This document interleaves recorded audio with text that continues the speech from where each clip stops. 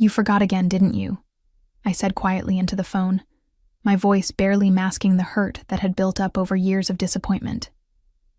"My name is Anita Coleman. I'm 27 years old, and this was the 5th year in a row that my parents had completely forgotten my birthday. While I sat alone in my apartment in Charleston, South Carolina, with a store-bought cupcake and a single candle, my family was probably planning another elaborate celebration for my brother Sebastian's upcoming birthday next month. The pattern was so predictable it had become almost comical, if it weren't so painfully real. "Oh, honey, I'm so sorry," my mother Nancy said, though her voice lacked any real remorse. "We've been so busy with Sebastian's promotion at the marketing firm and helping Olivia get her catering business off the ground. You know how it is." I did know how it was. Sebastian, who was 25, had received a brand new BMW for his last birthday, complete with a surprise party at the country club where 30 of his friends celebrated with champagne and live music. Olivia, my 23-year-old sister, had gotten a $15,000 check to start her dream catering company, along with a weekend spa retreat that our parents called her pre-business stress relief package. Meanwhile, I had spent my birthday working a double shift at the dental office where I was a hygienist, coming home to find not even a text message waiting for me. "I understand," I replied, though understanding and accepting were two very different things. "I just thought maybe this year would be different." "We'll make it up to you, sweetheart. Maybe we can do something next weekend," Nancy promised. The same promise she had made every year for the past 5 years. Next weekend would come and go with radio silence, just like always. By then, Sebastian's birthday planning would consume all of her attention, and I would fade back into the background where I apparently belonged. After hanging up, I stared at the cupcake and realized something profound had shifted inside me. This wasn't just about forgotten birthdays anymore. This was about being invisible in my own family, about watching my siblings receive unconditional support while I struggled alone. But what my family didn't know was that their neglect had taught me something valuable: self-reliance. For the past 3 years, I had been quietly building something they couldn't see, saving every penny and developing a side business that was starting to flourish. They saw me as the forgotten daughter, but I was becoming something much more powerful. I was becoming independent, and soon they would realize just how much they had underestimated me. Growing up in the Coleman family meant learning early that love came with conditions, and I apparently didn't meet them. My father, William, owned a successful accounting firm in downtown Charleston, and my mother, Nancy, worked as a real estate agent for high-end properties. Between them, they earned enough to provide a comfortable lifestyle, but that comfort was never distributed equally among their 3 children. Sebastian had always been the golden child, tall, charismatic, and naturally gifted at everything he touched. He could do no wrong in my parents' eyes. When he wanted to play tennis, they hired a private coach. When he expressed interest in business, they funded his MBA at a prestigious university. When he graduated and landed his first job, they bought him a luxury apartment and co-signed for his BMW. His birthday celebrations were legendary events that the whole extended family attended, complete with professional photography and catered meals. Olivia, as the baby of the family, received a different but equally generous treatment. Her artistic temperament was celebrated and nurtured. They paid for her culinary school, supported her through internships at expensive restaurants, and recently had given her seed money to start her own catering business. Her birthdays were intimate affairs, but no less special, with thoughtfully chosen gifts that often cost more than I made in a month. Then there was me, the middle child who somehow always managed to slip through the cracks. I had learned to make my own birthday cakes by the time I was 12. I worked part-time jobs throughout high school to pay for my own school supplies and clothes. When I graduated from dental hygiene school, I received a card with $20 inside and a note that said, "Congratulations on your achievement." When Sebastian graduated with his MBA, they threw him a party that cost more than my entire education. But their dismissal had taught me something my siblings would never learn: how to stand on my own. While Sebastian relied on family connections to advance his career, and Olivia called our parents every time her business faced a minor setback, I had quietly been building my own empire. 3 years ago, I had started a freelance bookkeeping service for small businesses, working evenings and weekends from my apartment. Word spread quickly about my attention to detail and reasonable rates, and soon I was managing finances for 12 different companies. The money I earned from bookkeeping went straight into savings and investments. I drove a modest used car that I had bought and paid for myself, lived in a small but comfortable apartment, and watched every penny. While my family assumed I was struggling financially because I never asked for money like my siblings did, I was actually building wealth at a pace that would have shocked them. They saw my independence as pride, but it was really survival. When you grow up knowing that help isn't coming, you learn to create your own opportunities. And slowly, quietly, I was creating something that would change everything. The breaking point came 6 months after my forgotten birthday. On a Tuesday morning that started like any other, until my phone rang with devastating news. I was preparing for my first client of the day when my father's voice cut through the line with characteristic bluntness. "Anita, we need to talk about your car," William said without any preamble or explanation. "What about my car?" I asked, walking to my living room window where I could see my reliable Honda Civic parked in its usual spot. I had bought that car 3 years ago with money I had saved from working overtime at the dental office, and it was one of my few possessions that I truly valued. "We've sold it," he stated matter-of-factly, as if he were discussing the weather. "Olivia's catering business is struggling, and she needed an immediate cash infusion to keep the doors open. Your car was the most liquid asset we could access quickly." The words hit me like a physical blow. "You sold my car? The car that I bought and paid for? The car that's in my name?" "Don't be dramatic, Anita. We forged your signature on the title. Olivia's business is more important than your transportation needs right now. You can take the bus to work until you figure out something else." I stood frozen in my apartment, staring out at the empty parking space where my car should have been. They hadn't just sold my property without permission. They had committed fraud by forging my signature. But what stunned me more than the crime was the casual way my father delivered the news, as if my needs were so insignificant that they didn't warrant consideration. "How much did you get for it?" I asked quietly. $18,000. Every penny went to Olivia's business account. She's got a big catering contract coming up, and this will help her fulfill it properly. $18,000. The same amount they had spent on Sebastian's BMW down payment. The same amount they had given Olivia for her original business startup. My car, which represented years of saving and sacrifice, had been reduced to emergency funding for my sister's failing venture. "Anita, are you there?" William's voice sounded impatient, as if my silence was an inconvenience. "I'm here," I said, though I felt like I was floating somewhere above my body, watching this conversation happen to someone else. "Good. And don't make this more complicated than it needs to be. Family helps family, and right now Olivia needs help more than you need a car." After he hung up, I sat in my empty apartment and felt something fundamental shift inside me. They had crossed a line that couldn't be uncrossed. This wasn't about favoritism anymore. This was about basic respect for my autonomy and property. But as I sat there, processing the shock and betrayal, I realized something else.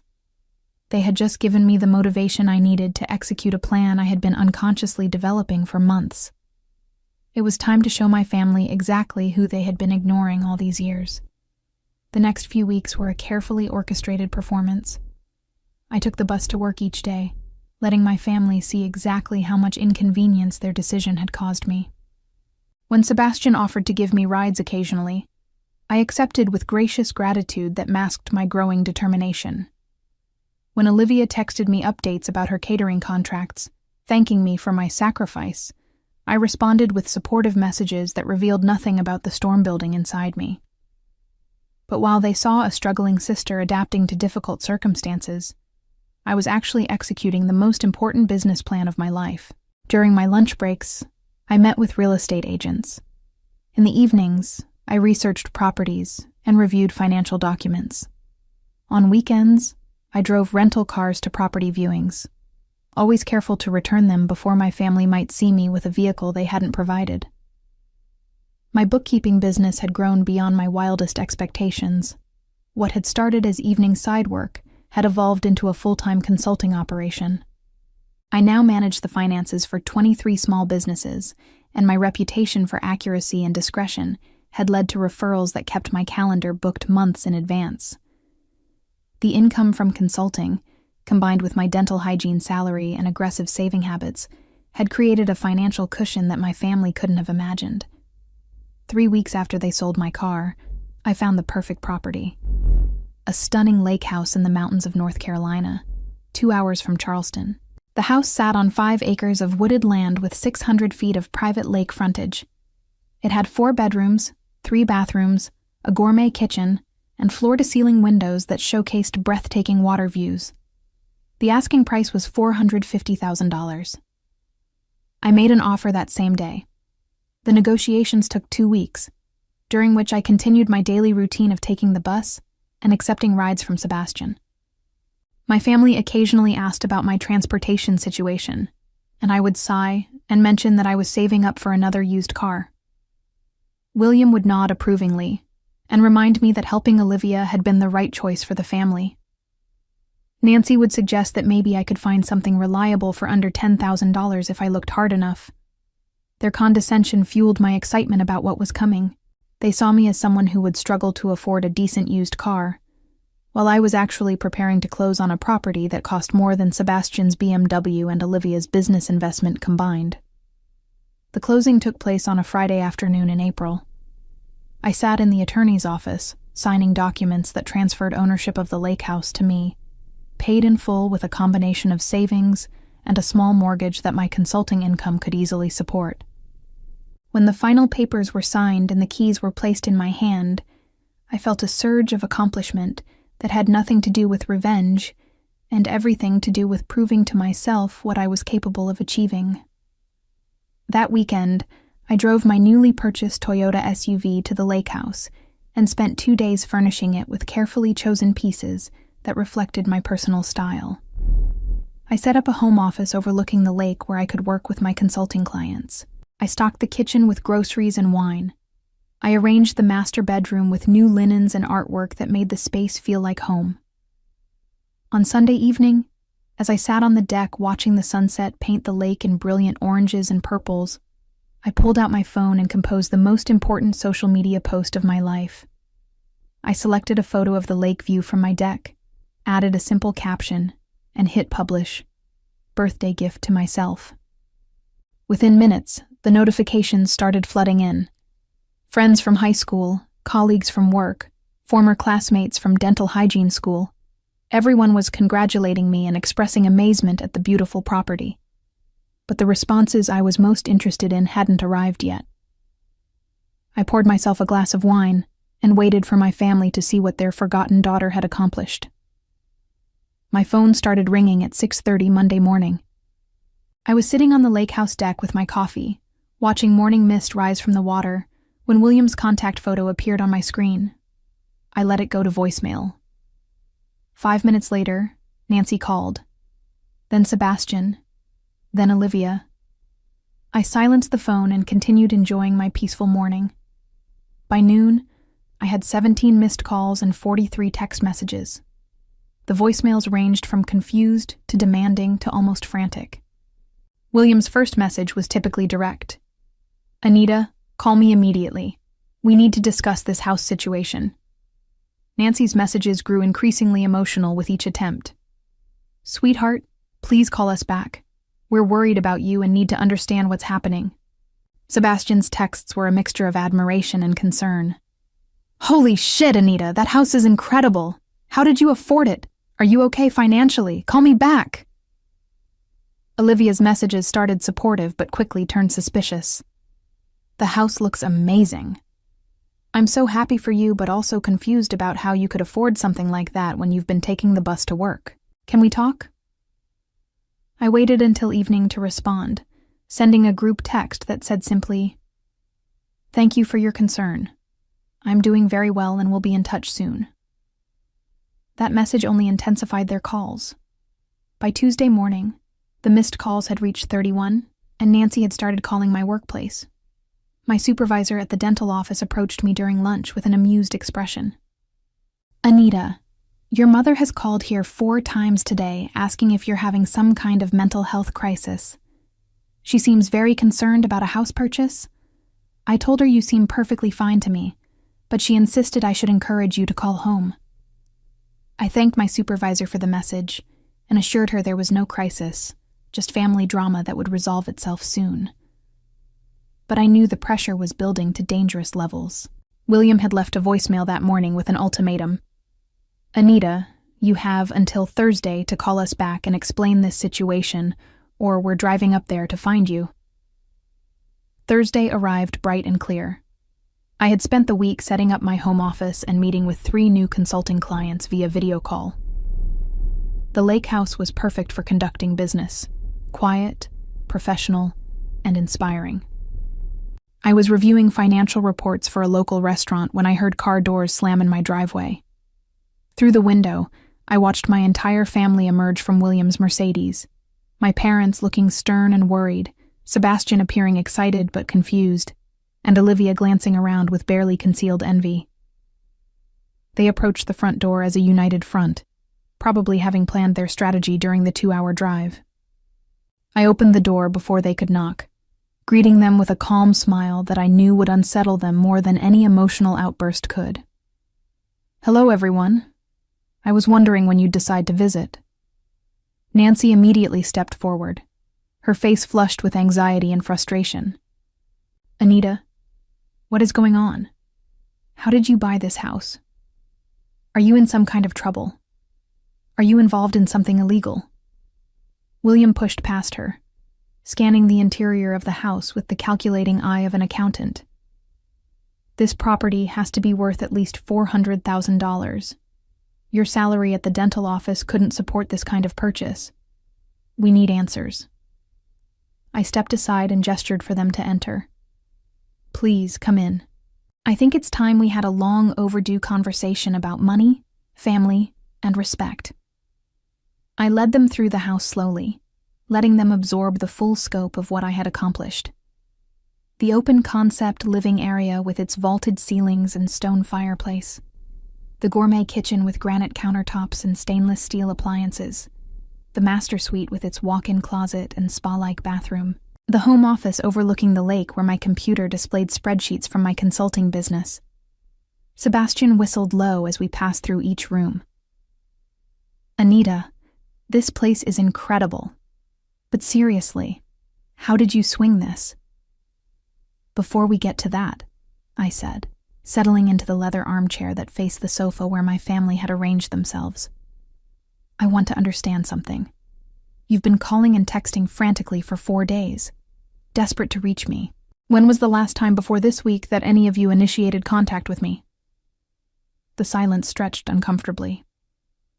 Olivia shifted on the sofa, looking around the room rather than meeting my eyes. Sebastian stared at his hands.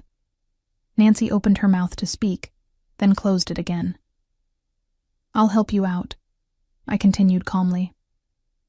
"Sebastian, you last texted me 6 weeks ago to ask if I could cover your half of Dad's birthday gift because you were short on cash after buying new golf clubs. Olivia, you called me 3 weeks ago to thank me for the car money and to tell me about your catering contract.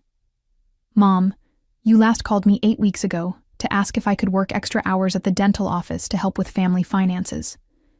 Dad, our last conversation was when you called to tell me you'd sold my car." William leaned forward aggressively. "That's enough guilt-tripping, Anita. We're here because we're concerned about how you could afford this house on your salary. Something doesn't add up." "You're absolutely right, Dad. Something doesn't add up." I stood and walked to my home office, returning with a folder that I had prepared for this exact moment. For 3 years, I've been running a bookkeeping and financial consulting business from my apartment.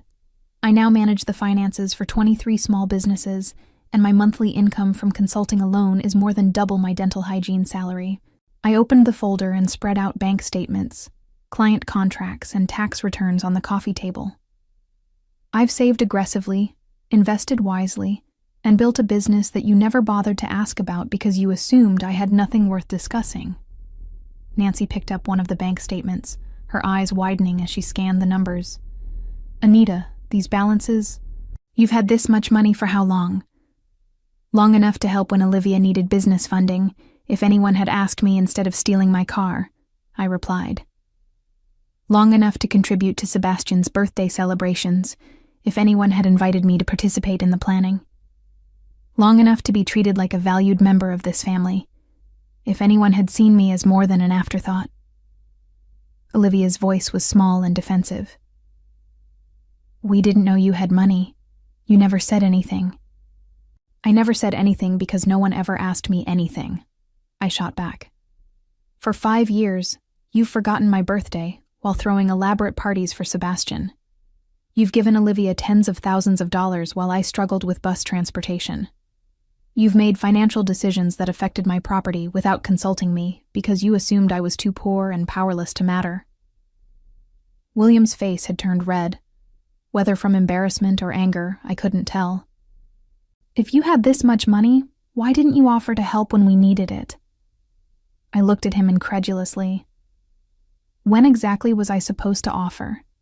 Between being forgotten and having my car stolen? You never asked for my help, Dad. You just took what you wanted and assumed I'd be grateful for whatever scraps of attention you threw my way. The room fell silent, except for the gentle lapping of lake water against the shore outside. My family sat surrounded by the evidence of my success, finally understanding that they had systematically underestimated and dismissed the most financially stable person in the room. I want to show you something else, I said, pulling out my laptop and opening a document I had prepared weeks earlier. This is a detailed record of every family birthday celebration, family dinner invitation, and financial contribution request I've received over the past 5 years. I turned the screen toward them, revealing a spreadsheet with dates, events, and my participation level. Sebastian's birthdays showed elaborate celebrations with guest lists that never included me. Family dinners were documented with notes like, told about dinner day of, after plans were already made, or not informed until after dinner had already happened. Financial requests showed a clear pattern.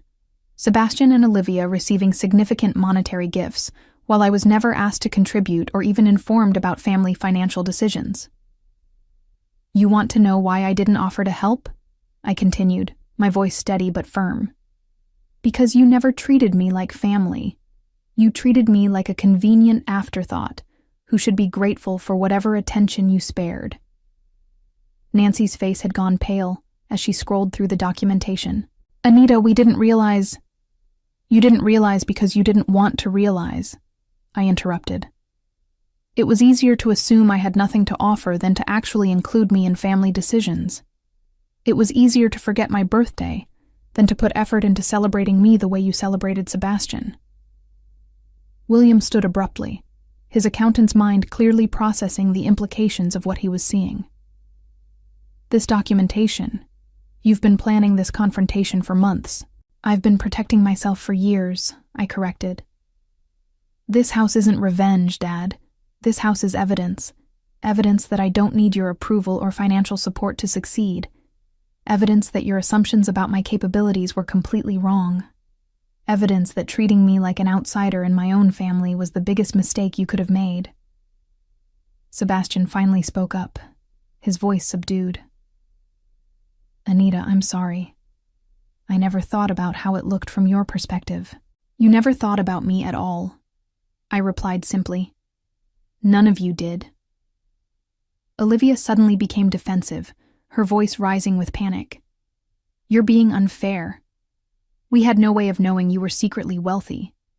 If you had told us about your business, things would have been different. I laughed, but there was no humor in it. Would they have been different, Olivia? Or would you have just started asking me for money instead of asking Dad? Would Sebastian have invited me to his birthday parties? Or would he have just expected me to help pay for them? That's not fair, Sebastian protested, but his voice lacked conviction. What's not fair is selling someone's car without permission and expecting them to be grateful, I shot back. What's not fair is planning family gatherings and forgetting to invite one of your children. What's not fair is assuming someone has nothing to contribute to the family because they don't ask for handouts. William was studying the financial documents spread across the coffee table, his expression shifting from anger to something that looked almost like respect. Your business income is impressive, Anita. You've built something substantial here. I built it alone, I emphasized. While you were funding Sebastian's lifestyle and Olivia's dreams, I was building my own future.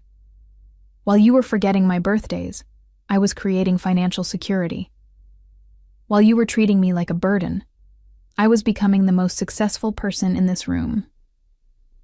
The truth of that statement settled over them like a weight. Looking around at my family, I saw the exact moment when they realized what they had lost. Not just my financial contributions, which they were clearly calculating in their heads, but my respect, my trust, and my willingness to be treated as less than I was worth. Nancy began to cry softly. We can fix this, Anita. We can do better. No, I said quietly. You can't. Because this isn't about doing better. This is about who you chose to be when you thought I had nothing to offer. And that choice revealed everything I needed to know about how you really see me. I stood and walked to the window overlooking the lake, my back to my family as they sat in stunned silence, finally understanding the full scope of what their favoritism had cost them. William, Nancy, Sebastian, and Olivia faced immediate social consequences when the story of the forgotten birthdays and stolen car spread through their extended family and social circles. Relatives who had wondered about my absence from family gatherings now understood the cruel dynamics at play, leading to uncomfortable questions at family reunions and social events about their parenting choices and treatment of their own daughter. Their reputation in Charleston's tight-knit community suffered when friends learned they had sold my car without permission to fund Olivia's failing business while treating me as invisible, revealing a level of favoritism and financial manipulation that shocked people who had known the family for years. Nancy's real estate business faced whispered criticism when clients learned about the family dynamics, as people questioned the judgment and character of someone who could systematically ignore one of her own children. Sebastian and Olivia lost credibility when their peers realized their privileged lifestyle had been subsidized, while their sister was excluded from the very family that supported them, making their achievements appear hollow and unearned compared to my independent success. As I watched the sunset paint the lake in brilliant colors that first evening alone in my new home, I reflected on the journey that had brought me here, and realized that my family's neglect had ultimately been the greatest gift they could have given me. It had forced me to become entirely self-reliant and shown me that the people who truly matter are those who choose to see and value you for who you are, not those who only notice you when you have something they want.